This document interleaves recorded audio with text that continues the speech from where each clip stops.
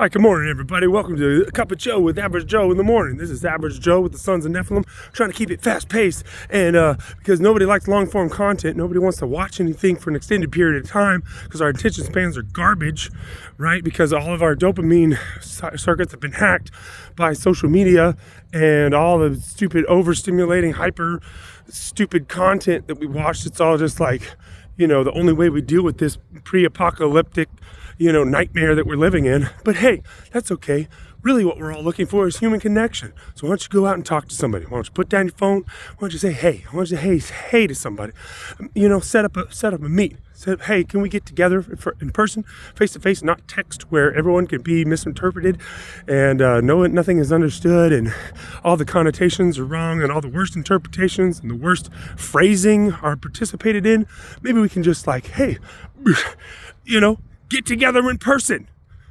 Put down our phones. Imagine a world where, AI eats social media because it's, just regurgitating it over and over again in this hyper stimuli environment, bright ass colors and, all the, things that we have in a natural environment, very, very little of, okay? It's like taking all the fat, sugar, and salt that we have in our diet, out of the natural micro nutritions and everything that we would find in an evolutionary environment, say like an indigenous environment where, you got to go and you don't eat meat that often. You're eating mostly like vegetables and stuff. But then there's also other cultures. So what's interesting about culture is I found that it's probably tied directly with what you eat and how you eat. So how you eat and what you eat dictates your culture. Rice cultures are more collective because everybody has to participate, and if one person messes up, then the whole suffers. Okay, whereas wheat is more individualistic because you can get on your farm, you can have results with just a single family unit, and so and it depends more on the weather. And so then you get your weather gods and stuff like that. Whereas in rice, you have, the ancestors and everything, ancestor worship, because, it's the ancestors who taught us how to work together.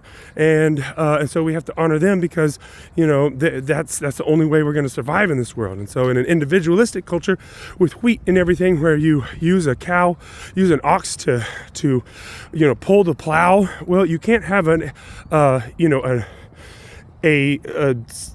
a culture where you respect the animal and the spirit of the animal and the plants and everything, because you're beating one all day long. How are you gonna be like, oh yeah, that's my brother, right? So we're in lots of indigenous cultures, they think of the trees and the animals and everything as their relatives, right? Well, you wouldn't be sitting there beating your relative, making it pull this heavy ass plow so you can dig up this ground and tear up all the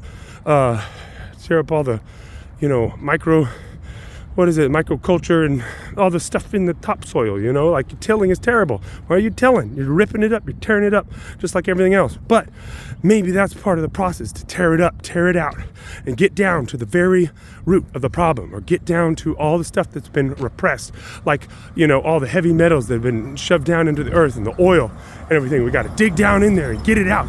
We got to get it out, find that shame, find that, thing that makes us just part of ourselves that we can't accept. And so when we can finally dig that out and we pull it out, and it's going to feel like dying, trust me, it's going to feel like we're dying. We're doing it on a global scale. And so when we feel like we're dying on a global scale, what are we going to do? Well, we're going to fight with each other. We're going to go crazy. And so then when we're going crazy and then we're trying to figure out a way, people are like, oh, we should go back to the Stone Age. Well, we can't go back. We can only go forward. Yeah, that's what the Sons of Nephilim try to time travel so we can go back and fix it. But it never works. It always gets worse. This is the one timeline. Dr. Strange said this is the one way we win. So let's get with Dr. Strange. Let's win this shit. Let's dig up all our own. The only conflict that matters is the ones between our own ears and our hearts.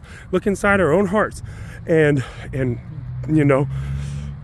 find that part of ourselves that we haven't accepted, that we see in others, that we hate in others, and accept and love and forgive that part of ourselves that we can't stand seeing in other people. And then when we forgive ourselves and we love ourselves, we have that full acceptance of ourselves and that unified, aligned relationship with ourselves.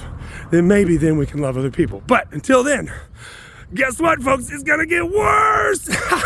But it's going to be really, really good. And then it's going to get bad again. But then it's going to get really, really, really good for like a long time. But then it's going to get really, really bad for a short time. But then it's going to be probably pretty fine for a while.